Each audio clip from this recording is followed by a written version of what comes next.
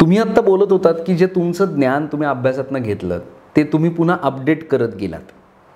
हे किती महत्त्वाचं आहे. म्हणजे आपण जे शिकतो थोडक्यात काय की तुम्ही जो विषय शिकता त्याबरोबरीनं अन्य विषयांचं ज्ञान मिळवणं या विद्यार्थ्यांनी जे या क्षेत्रात येऊ इच्छित आहेत त्यांना किती महत्त्वाचं आहे असं तुम्हाला वाटतं? निश्चितच फार महत्त्वाचं. म्हणजे मी एक सुविचार नेहमी म्हणजे वाचतो आणि त्याचा अवलंब करतो. More you learn, more you know that how little you know. Wonderful. कसं होतं की जेवढं जास्त तुम्ही शिकत जातात तेवढं तुम्हाला कळायला लागतं की मला किती कमी माहिती आहे. कारण जग हे अफाट आहे, ज्ञान अफाट आहे. आणि आज जगामध्ये जे पेटंट होतात किंवा जे शोध लागतात, रिसर्च होतात, PhD होतात, हे PhD म्हणजे शेवटी काय की हा सुद्धा जगाच्या इतिहास ज्ञानामध्ये टाकलेले भर आहे. आणि दिवसभरामध्ये असे कितीतरी भर पडत असते आणि आपण आपलं नॉलेज जर अपडेट केलं नाही तर आपण ह्या सगळ्या ह्याच्यामध्ये सक्षम होणार नाही. त्यामुळे मला असं वाटतं की दिवसभरामध्ये किमान आपण आपल्या क्षेत्रामध्ये काय चाललंय, काय घडामोडी होत आहेत हे आपण त्याच्यावर लक्ष ठेवून असलं पाहिजे. आणि त्यासाठी एक चांगला मार्ग म्हणजे आपण समजा स्थापत्य अभियांत्रिकी असाल आणि समजा जलसंपदा किंवा बांधकाम क्षेत्राशी निगडीत असाल तर ह्या क्षेत्राशी निगडीत ज्या संघटना असतात त्याच्या संबंधी जे मासिकं निघतात किंवा वर्तमानपत्रांमध्ये त्याच्या संबंधी काही स्तंभ लिहून येतात तर ते वाचण्याची किंवा याच्या संबंधी ब्लॉग्स आहेत याच्याशी आपण जर निगडीत आपलं हे ठेवलं तर आपल्याला ह्या जगातल्या घडामोडी आपल्याला समजतात. प्रत्येक गोष्ट आपल्याला माहीत असेल असं नाही, पण किमान काय चाललंय एक ब्रॉड लेवलला तरी आपल्याला माहिती असणं, आपण स्वतःला अपडेट ठेवणं हे तेवढंच गरजेचं आहे. तुम्ही स्वतःला कसं अपडेट ठेवता? दोन पद्धतीने अपडेट ठेवतो. पहिली गोष्ट म्हणजे काम करत असताना आपल्याला जर जाणवलं की आता हा नवीन कार्यप्रकार येऊ घातले. फॉर एक्झाम्पल जसं मी मगाशी म्हणालो की ई प्रशासन हे नवीन ICT नावाची एक नवीन गोष्ट आता येऊ घातलेली आहे किंवा प्रायव्हेट सेक्टरमध्ये बऱ्यापैकी त्याचा वापर आता होतोय. रेल्वे बघितले असेल किंवा बँका बघितल्या असेल यांची कार्यपद्धत पूर्णपणे बदललेली आहे. ती संपूर्ण आता इलेक्ट्रॉनिक पद्धतीनेच आपण सेवा घेतो. तर शासनामध्ये अशा पद्धतीचा अवलंब व्हावा अशी शासनाची पण इच्छा आहे आणि सगळ्या सिस्टमची पण इच्छा आहे. मात्र ती जे ट्रान्झिशन आहे म्हणजे फिजिकल कागदापासून तर ऑनलाईन सर्व्हिस डिलिव्हरीपर्यंत याच्यामध्ये खूप काळ जाणार आहे किंवा याच्यामध्ये this transaction will be very difficult. तर मला असं वाटलं की this will be new era आणि म्हणून मी त्याचं शिक्षण घेतलं. तर जेव्हा जेव्हा मला असं वाटतं की आपल्याला ह्या क्षेत्रामध्ये कमी नॉलेज आहे पण हे क्षेत्र महत्त्वाचं आहे तर फॉर्मल असेल, इन्फॉर्मल असेल, चर्चा असेल, त्याच्यामध्ये यूट्यूबचे व्हिडिओ आहे. आता तर जग इतकं सोपं झालं की कोर्सेरा आहे, EDX आहे, NPTEL आहे. म्हणजे आपण बटन दाबलं की आपल्या समोर एज्युकेशन हजर आहे आणि कुठलाही पैसा खर्च न करता फक्त तुम्हाला त्याचा वेळ आणि तुमची बुद्धी. तर त्यामुळे मला असं वाटतं की तुमच्यामध्ये इच्छा असेल तर निश्चितपणे कुठलाही विषय तुम्हाला शिकता येईल. अगदी चायनीज भाषा असेल किंवा रोमन आर्किटेक्चर असेल, एखादा इन्स्टिट्यूशनल लॉचा कोर्स असेल, तो सुद्धा कोर्स करणं सहज शक्य आहे आज आपल्याला. आणि दुसरी गोष्ट की आता अभियंत्याची किंवा सरकारी लोकांची धारणा कशी की मला त्याचा काय, मला उपयोग काय त्याचा, तर असं अजिबात नसतं. कुठल्याही गोष्टीचा कुठे ना कुठे आपल्याला त्याचा फायदा निश्चित होत असतो. त्यामुळे सध्या वेळ जर आपल्याकडे असेल तर निश्चित त्याचा उपयोग केला पाहिजे. वाचायला आवडतं? निश्चित. काय वाचता? जनरली मी आत्मचरित्र मला जास्त आवडतात आणि जेव्हा कधी डिप्रेशन असतं किंवा आपल्याला वाटतं की आता ह्यातून कसा मार्ग काढायचा तेव्हा बऱ्याच मोठ्या लोकांची आत्मचरित्र माझ्याकडे पुस्तकं आहेत. एवढ्यात काही वाचलं नवीन? एवढ्यात आता कालच मी यांचं पु ल देशपांडे यांचं एका कोळीयाने हे पुस्तक वाचत होतो. सुंदर पुस्तक आहे. आणि कसं असतं की जेव्हा आपण अशी वेगळ्या प्रकारची पुस्तक वाचतो तेव्हा आपल्याला आपल्या आयुष्याशी ते निगडीत होतात बऱ्याचशा घटना. त्यातून एक वेगळी इन्स्पिरेशन आपल्याला मिळतं. एखादा कोणी असा आयडॉल इन्स्पिरेशन करणारा आहे तुमच्यासमोर? तुम्ही आत्मचरित्र वाचता, सगळ्यात आवडलेलं आत्मचरित्र कुठलं? नाही, आता त्यात कसं आहे की एक सिंगल पर्सन आयुष्यामध्ये आपल्या जसे वेगवेगळे घटक असतात. ओके. तसं माझ्या पण डोक्यामध्ये ह्या विषयासाठी हे समजा आपल्याला एक लोकाभिमुख राज्य कसं करायचं हे जर पाहायचं असेल तर छत्रपती शिवाजी महाराज हे आपले आयडॉल आहेत. अर्थात. त्याचप्रमाणे एखाद्या सायंटिस्टनी कसं काम करायचं किंवा काय त्याच्यामध्ये करू शकतो आणि कशी या शास्त्रामध्ये भर घालू शकतो तर हे जर आपल्याला बघायचं असेल तर रघुनाथ माशेलकर सर आहेत, जयंत नारळीकर सर आहेत. बरोबर आहे. तर प्रत्येक क्षेत्रामध्ये काही दादा मंडळी आहेत. तर माझं हे असं आहे म्हणजे माझं तत्व असं आहे की ज्या क्षेत्रामध्ये ते दादा आहेत ते दादा कशामुळे झाले, काय त्यांनी काय गोष्ट केली हे शिकण्यामध्ये मला जास्त उत्सुकता आहे. वा. असंच काही वर्षांनी तुमचंही नाव घेतलं जाईल असा एक विश्वास मनामध्ये आहे सर कुठेतरी? त्या दृष्टीनं तुम्ही हे बघा, आपण ठरवून तर असा प्रयत्न करत नाही, पण आज ज्या पद्धतीनं तुम्ही काम करता आहात, तुम्हाला असं वाटतं की भविष्यात अनेक मुलं मला प्रवीण कोल्हेंसारखा अभियंता व्हायचं आहे असं म्हणतील? खरंच जसं तुम्ही म्हणालात ना, तसं करण्यासाठी हे सगळं चाललंय, म्हणजे असं मला असं वाटत नाही नाही. नसतंच पण कधी. कसं असतंय की ह्या सगळ्या प्रोसेसमधून मला एक आनंद मिळतो. म्हणजे शेवटी कसं आहे की आपल्याला निसर्गाने दिलेली सगळ्यात मोठी देणगी कुठली, तर आपल्या आयुष्यातले एका दिवसातले 24 तास. बरोबर. आता ह्या 24 तास तुम्ही कसे ऑप्टिमाइज करतात आणि त्यातून जास्तीत जास्त आयुष्यातला आनंद कसा घेतात याच्यावरती तुमच्या आयुष्यातलं सुख अवलंबून आहे. मी त्याच अर्थाने हा प्रश्न विचारला होता, कारण आपल्याकडे पण आपण कोणतीच गोष्ट खरं तर ठरवून करत नाही की मी आता असा माणूस होणार आहे, या दरवाज्यातनं गेलो की मी असा होऊन बाहेर पडेन, असं कधीच आयुष्यात होत नाही. पण आपण बऱ्याच चांगल्या गोष्टी करतो, कारण सुरुवातीपासून तुम्ही वेगवेगळ्या अर्थाने एक गोष्ट सतत बोलता आहात. 100% योगदान देणं, पेशन्स ठेवणं, चांगलं काम करणं, स्वतःला अपडेट ठेवणं, जगाशी संपर्क ठेवणं, ज्ञान घेणं, आणि तुम्ही जी एक महत्त्वाची ते जे प्रवर्ब सांगितली, the more you know the more you read then you understand you know very little. या सगळ्या गोष्टीतनं तुम्ही अशा पद्धतीनं स्वतःची जडणघडण करता आहात, तर तो एक वेगळ्या प्रकारचा संदेश आपल्या विद्यार्थ्यांना या निमित्तानं मिळतोय असं मला वाटतं. म्हणून मी म्हणालो की अजून काही वर्षांनी लोक म्हणतील की मला प्रवीणजींसारखा अभियंता व्हायचंय. सर, यशाचे खूप सारे मापदंड असतात, पण अपयशाला कोणीच वाली नसतं असं म्हणतात. यापर्यंतच्या आयुष्यात तुम्हाला असं एकदा वाटलं का हो कधी की अपयशी झालो तर काय होईल, किंवा अपयशाची भीती वाटली कधी? अपयशाची भीती म्हणण्यापेक्षा अपयश मी अनुभवलेलं आहे. बरं. आता माझा तुम्हाला खरा प्रवास सांगायचा हरकत नाही. अगदी. मी 1999 मध्ये अभियांत्रिकीला प्रवेश घेतला अमृतवाहिनी महाविद्यालयामध्ये. आणि जसं मी त्यावेळी सुरुवातीला सांगितलं की आपल्यासमोर कुठले एक निश्चित ध्येय नव्हतं की मला कशासाठी अभियंता व्हायचं हे माहीत नव्हतं. म्हणजे आपण जस्ट आलोय, ॲडमिशन घेतलंय म्हणून आपण शिकायचं, जसं 12वी 10वी 12वी करतो, सिलेबस आहे, अभ्यास करायला शिकायचं. पण कसं होतं की एकदा आपण शालेय शिक्षणामधून एका अभियांत्रिकीसारख्या शिक्षणामध्ये गेल्यानंतर आपल्याला पंख फुटतात. अशा बऱ्याचशा गोष्टी त्या आयुष्याच्या काळात झाल्या आणि त्यामुळे मी पूर्ण अभ्यासापासून डिस्ट्रॅक्ट झालो. बरं. आणि त्या वर्षी मी सगळे विषय नापास झालो. बर. म्हणजे खूपच भरारी झाली पंखांची. त्यामुळे मग सुदैवाने कसं असतं की जेव्हा तुम्ही अपयशी होतात ना, तसं अपयशाला कोणी वाली नसतो. बरोबर. स्वतःच असतं पाहिजे. पण सुदैव माझं एवढं चांगलं की मला त्या काळी एक चांगले प्राध्यापक मंडळी आमच्या महाविद्यालयातून त्यांनी मला बोलून सांगितलं की हे बघ, तू काय, पहिली गोष्ट तू नापास होण्यासारखा नाहीये, तुझ्यात कॅपेबिलिटी आहे आणि तू ठरवून नापास झालाय, नंबर 1. आणि नंबर 2, नापास होऊन तुझ्यासमोर काय तुझं करिअर आहे किंवा तुला काय व्हायचं आहे भविष्यामध्ये, काहीतरी तुला ठरवावं लागेल ना. बरं, आपली फॅमिली बॅकग्राऊंड ग्रामीण शेतकरी कुटुंबातील तू एक मुलगा आहेस, आणि जोपर्यंत तू स्वतःच्या पायावर उभं राहत नाही तोपर्यंत तू कुटुंबाला सुद्धा एक आधार देऊ शकणार नाही. बरोबर आहे. तर ते मला पटलं. पण तो पिरियड कसा डिप्रेशनचा पिरियड असतो आपल्याला. मग आपल्याला मोटिवेट करण्यासाठी मी बरेचशी पुस्तकं वाचली. त्याच्यामध्ये मला वाटतं नरेंद्र जाधव यांचं आमचा बाप आणि आम्ही हे पुस्तक मला फार भावलं. अशी बरीचशी पुस्तक त्या पिरियडमध्ये वाचली आणि त्यातून मी प्रेरणा घेतली की असं काय, आपलं काय नापास झालं म्हणजे आपलं काय सगळं संपलेलं नाही. आणि त्यावेळी मी बरंचसं स्वतःचं ॲनालिसिस केलं.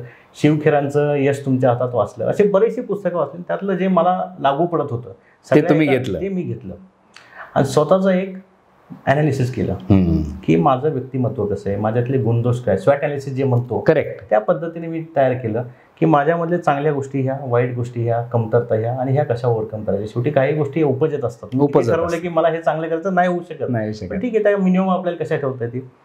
तर मग त्यानंतर मी आयुष्यामध्ये ठरवलं की आपल्याला जशी आपली स्टेअरकेस असते त्या पद्धतीने आपल्याला प्रवास करायचा. एक छोटंसं एम डोळ्यासमोर ठेवायचं, ते मिळवायचं, ते मिळवल्यानंतर पुढे जायचं. मी ठरवलं की आता आपण फेल झालो, पहिलं छोटंसं एम काय असणार, ऑल क्लिअर होणं, सगळ्या विषयामध्ये पास व्हायचं. आणि मी बरेचशा अभ्यास कसा करायचा, कशासाठी अभ्यास करायचा, ध्येय काय, हे सगळं बरंचसं वाचलं मी आणि ठरवलं की आता आपण ऑल क्लिअर होण्यासाठी जे काय करावं लागेल ते करायचं. आणि बरेचसे माझे प्रयत्न, अभ्यास आणि ॲटिट्यूड याची साथ मला मिळाली आणि त्या वर्षी मी 2001 मध्ये ऑल क्लिअर झालो. जेव्हा ऑल क्लिअर झालो तेव्हा immediately next higher goal is class toppers. बरोबर. ठरवलं की आता मी किमान ह्या क्लासमध्ये तरी मी टॉप केलं पाहिजे. परत सगळं रिव्हाइज केलं, स्वतःचं ॲनालिसिस केलं, मागच्या पायरीत काय काय चूक केल्या, आता काय करायला पाहिजे. आणि सेकंड इयर जेव्हा निकाल लागला त्यावेळेस मी क्लास टॉपर झालो. मग पुढचं काय उद्दिष्ट, तर कॉलेज टॉपर. तर त्या अनुषंगाने परत स्वतःला एकदा मॉडेल केलं की आपण काय आणखी सुधारणा केल्या पाहिजे, आणि 2003 मध्ये आय बिकेम कॉलेज टॉपर. बर. शेवटी पुढचं एम काय, लास्ट इयरला आल्यानंतर युनिव्हर्सिटी टॉपर. त्याप्रमाणे मी सगळं रिव्हाइज केलं आणि 2004 मध्ये मला पुणे विद्यापीठाचं गोल्ड मेडल मिळालं. वा. पूर्ण विद्यापीठामध्ये पहिला आलो. तर ह्या सगळ्या 4 वर्षाचा कोर्स मी 5 वर्षामध्ये पूर्ण केला. पण त्या कोर्सने मला आयुष्याचं ते तत्वज्ञान शिकवलंय की अपयशाला कधीही घाबरायचं नाही, फक्त अपयशामध्ये अडकून पडायचं नाही. अडकून पडायचं नाही. बरोबर आहे.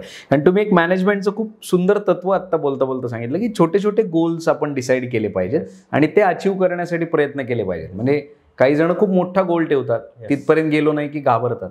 हे छोटे छोटे गोल जर आपण प्लॅन केले तर आपल्याला ते यश मिळू शकतं. प्लॅन करा, यश मिळवा आणि ते गोल सेलिब्रेट करा. जनरली आपला समाज कसा आहे की म्हणजे मुख्यमंत्री झाले किंवा पंतप्रधान झाल्यानंतर यश सेलिब्रेट करतो. पण माझं म्हणणं असं आहे, नगरसेवक झाले, सरपंच झाले तरी सेलिब्रेट करा, कारण ते दिवस परत आपलं छोट्यातलं छोटं यश सुद्धा आपण सेलिब्रेट करायला हवं. तो आपल्याला एक ते मोटिवेशन आहे आणि आपण दुसऱ्यांना पण सपोर्ट त्या निमित्ताने मिळतो. बरोबर आहे. ते झालं पाहिजे. शिक्षण झालं आणि तुम्ही सरकारी नोकरीत आलात. आज सरकारी नोकरीत एक तप तुमचं पूर्ण झालंय. कसा अनुभव आहे सरकारी नोकरीतला? कारण त्याबद्दल खूप साऱ्या गोष्टी आपण शिकत असताना, विद्यार्थी असताना, सर्वसामान्य नागरिक असताना ऐकलेल्या असतात. पण दरवाजाच्या इकडे असणं आणि दरवाजाच्या तिकडे असणं हा फरक आहे. कसा अनुभव आहे सरकारी नोकरीचा? कसं असतं की जेव्हा आपण सरकारी नोकरीत नसतो तेव्हा सरकारबद्दल म्हणजे आपल्याला कसं असतं की बाकी सरकारचं काहीच नको, शाळा नको, सरकारी दवाखाना नको, पण नोकरी कुठली पाहिजे, सरकारी पाहिजे, अशी एक ॲटिट्यूड असते. मात्र हा प्रश्न तुम्ही एका राईट टाईमला विचारलेला आहे. आपण कोरोनाच्या याच्यामध्ये सुद्धा ही मुलाखत आपण घेत आहोत. तुम्ही जर हे बघितलं असेल तर कोरोनामध्ये मोस्ट इफिशियंट ऑर्गनायझेशन जर कुठली असेल तर त्या सरकारी ऑर्गनायझेशन होतं. करेक्ट. भले त्याच्यामध्ये खूप साऱ्या अडचणी असतील, लॅकुनाज असतील, इनकॉम्पिटन्सी असेल, बऱ्याचशा गोष्टी असतील, पण असं असताना देखील एक सामाजिक भान ठेवून ह्या सगळ्या यंत्रणांनी त्यांनी त्यांचं काम केलेलं आहे. अदरवाईज हा इपिडेमिकचा धोका आणि कोलॅप्स ऑफ गव्हर्नन्स हा धोका फार मोठा झाला असता.